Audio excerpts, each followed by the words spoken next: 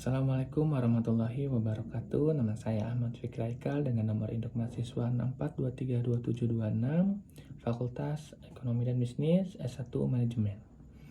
Nah, di sini untuk rangkuman kali ini adalah untuk pengertian kas adalah bagian dari aktiva perusahaan yang paling liquid, dapat segera digunakan untuk memenuhi kewajiban finansial, terus bersifat kontinu untuk operasi sehari-hari dan pembelian aktiva, melibatkan uang tunai, cek, deposito, dan instrumen keuangan serupa.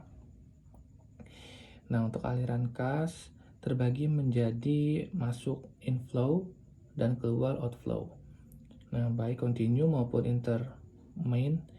Masuk kontinu melibatkan penjualan tunai atau penerimaan piutang, sedangkan keluar kontinu melibatkan pembelian bahan mentah atau pembayaran gaji. Nah, motif penahanan kas itu John Maynard Keynes itu ada 3. Yang pertama, motif transaksi. Motif transaksi ini adalah kas yang digunakan untuk kebutuhan transaksi sehari-hari seperti membayar upah dan membeli bahan baku.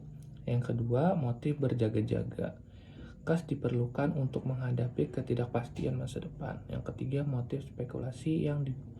Motif spekulasi adalah kas yang digunakan untuk memperoleh keuntungan melalui perubahan harga surat berharga. Nah, untuk manajemen kas itu adalah optimasi penggunaan kas sebagai aktiva, menjaga likuiditas, dan mencapai tujuan earning atau pendapatan. Nah, penting untuk menghindari kegagalan pemakaian kas dan memastikan pembayaran dilakukan secara ekonomis.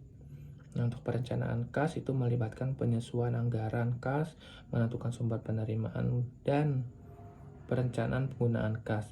Nah, proyeksi cash inflow, cash outflow, dan balance diperlukan untuk menentukan kebutuhan kas.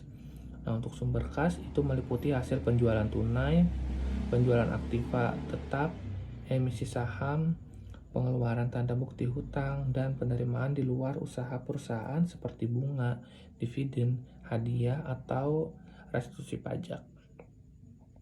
Nah, untuk faktor-faktor yang mempengaruhi besarnya persediaan kas itu apa aja sih? Nah, itu ada 4. Yang pertama, pertimbangan antara cash inflow dan cash outflow, penyimpangan terhadap aliran kas yang diperkirakan. Yang ketiga, hubungan keuangan yang baik dengan bank. Yang keempat, penganggaran kas.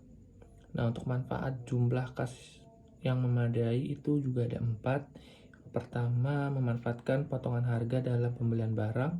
Kedua, meningkatkan kepercayaan bank atau lembaga kredit. Yang ketiga, mengembalikan peluang bisnis. Yang keempat, menanggulangi keadaan darurat seperti pemogokan atau kebakaran.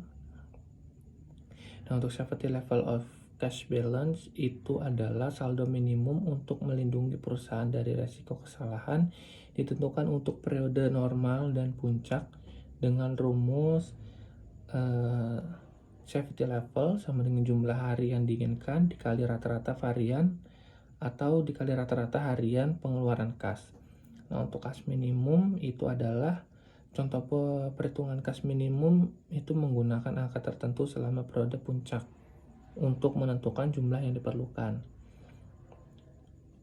Nah, untuk model Baumol menentukan saldo kas optimal itu adalah menggunakan total biaya transaksi yang mencakup biaya simpanan dan transaksi.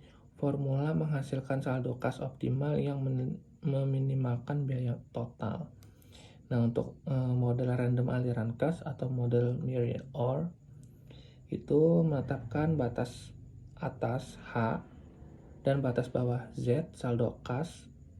Ketika saldo mencapai batas atas, perusahaan menggunakan jumlah kas. Jika saldo turun, perusahaan menjual sekuritas. Batas adalah 3 kali batas ke bawah. Nah, itu aja rangkuman singkat dari materi yang diberikan.